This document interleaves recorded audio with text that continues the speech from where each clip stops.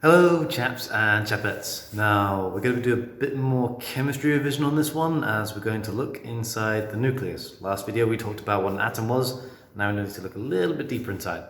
So we need to know what a nucleus is, and we need to understand the charges of subatomic particles, those things that make up the nucleus itself.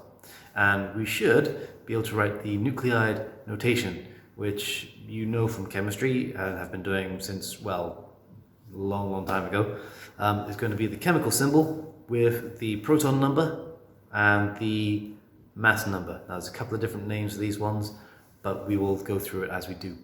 The challenge today is to think about the problem of the charge inside the nucleus, because, well, there's kind of a big one.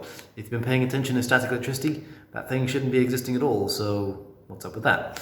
So let's have a look at the nucleus itself. You'll recognize this picture. This is our helium atom, and we're going to focus in on the nucleus of that atom.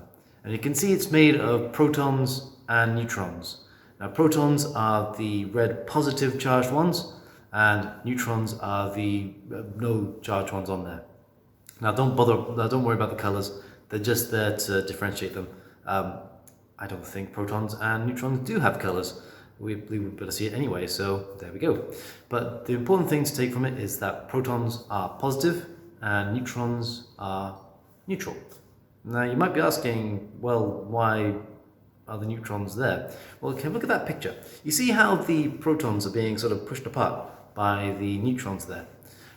They're kind of there to keep the protons stuck together.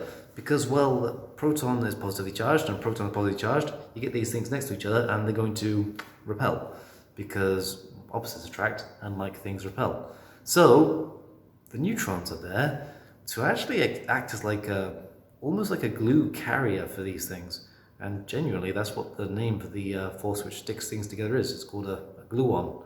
But you don't need that for GCSE. Just stick to protons being positive and neutrons being neutral. And there we go. Draw that label, draw that atom. Make sure you note down the charges on the subatomic particles in there.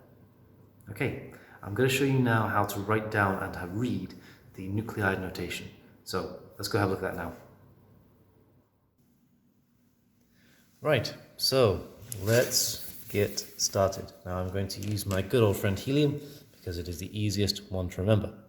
And the chemical formula for helium, well, chemical symbol is He. Okay, so that's helium. Now we have two numbers on this one. We've got a 4 up here and a 2 down there. So we need to talk about what these things are. Now, as I've just said, this one is the chemical symbol. Chemical symbol. And that's used because lots of people have different names for helium, as in different languages have different names for the actual same element on there. So we give it this chemical symbol there. Now, honestly, we can probably just get rid of this thing and just have this one down here representing it, but I guess this makes it a bit easier for people to understand in long chemical chains, rather than just having a big long chain of numbers. So, let's think about this number down here. Now, this is the soul of the atom.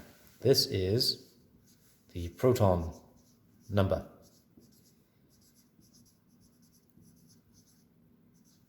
Or